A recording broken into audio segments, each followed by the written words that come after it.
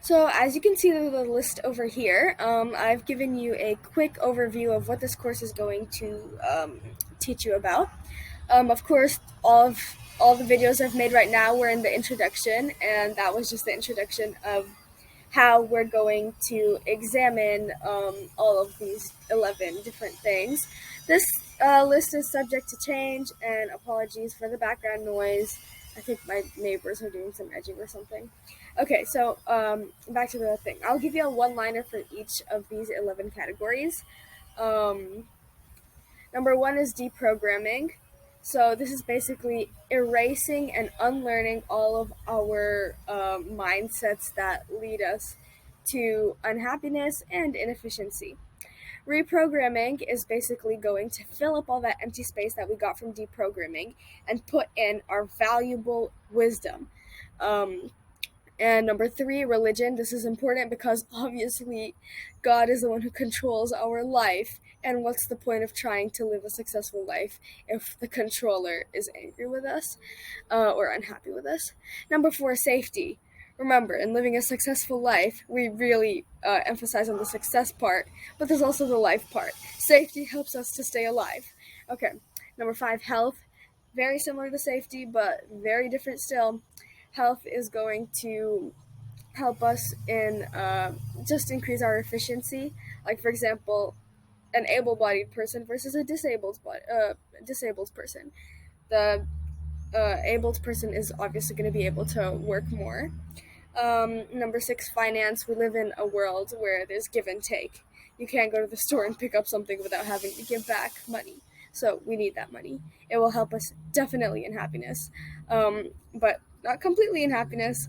Um, Money does not equal to happiness. Number seven. So 7 to 9. That's more about relationships. I've just divided it into the three most important categories. Seven, siblings. This is something that most people have failed, and actually, I'm not very good in it right now. But I have the best teacher on earth, who is my big sister, who has definitely aced it. She's the best sister. All siblings can easily say, "You are my favorite sibling." Um, Number eight is marriage.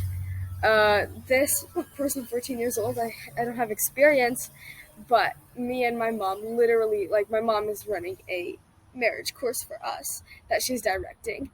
And that's perfect because she has the most successful marriage. And it's ironic because most of the people around us don't have good marriages. And it's like we're that one standing out. And I'll tell you exactly what the secret is when we reach that chapter. Number nine, parenting. So, as I said, my mom is preparing us for life. Um, she is basically helping us to move on this trajectory of success where we just go higher and our value increases. So I'm going to go through all the way from when the baby is in the mom's tummy all the way till when they leave the house for marriage or university, and how to keep them on that trajectory for success. Number 10 is discipline. Discipline is important. I'll put link in a video about how motivation is just 1%. Discipline is the next 99%. Okay, discipline helps you to. Discipline is the end goal of motivation. What do we want from motivation? To do the things, right, that we're motivated to do. So motivation is the drive and discipline is the effect. Okay, without discipline, our lives will literally be messy. Nobody likes a mess. Okay, number 11, successful habits. This is going to be kind of a conclusion, and we'll just put in a few things that the well-known successful people do, like, for example, waking up early, stuff like that. So yeah, that was just a quick overview. I hope you enjoyed it, and I can't wait to see you in tomorrow's video about deprogramming. So why did I take the whole tangent to go ahead and tell you about personal, private, public success? Well, in the fine arts survey course that I took this year, we learned about different categories of things, of how each art, whether it's visual art or theater, how it stimulates our senses. So those public success, private, those three laws of success, they teach us how to look at a part of success and which category it goes in. Why is that important? sheer motivation. Okay, so for example, if I want to improve my manners, so I go and I start to go to an insightful mannerism YouTube series. Okay, at the third video, I'm like, okay, why am I doing this? Then I realize, oh, I know why I'm doing this. It's going to add to my public success. Then you can dream about public success as in, oh, people are going to praise me about. They're going to basically like my manners, and that's going to make me a more likable person. Okay, yay, I just got one of that 10 parts of public success. Okay, so it's kind of like, motivation. Like, for example, when you're taking this course, you can look at deprogramming. If you finish deprogramming, then okay, great, 1 out of 11 things are already done. All right, so it's motivation.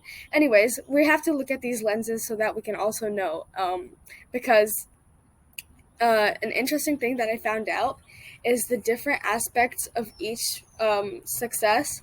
They actually contribute to the next thing. Like, for example, in private success, implications, they can help you in AIM. Go check out the video if you want to know in detail what AIM is, but it's kind of like a management for maintenance of private relationships. So, for example, if I go ahead and I start to watch out for my sensitivities and implications of what I say, then people on AIM will write for me in the good section that, wow, she's very thoughtful and very sensitized to what we feel like, oh, that was offensive. So each aspect helps in another one. Okay, so it's kind of like compounding growth, So thanks for watching this video. Hope you enjoyed it, and I can't wait till I see you in the next videos.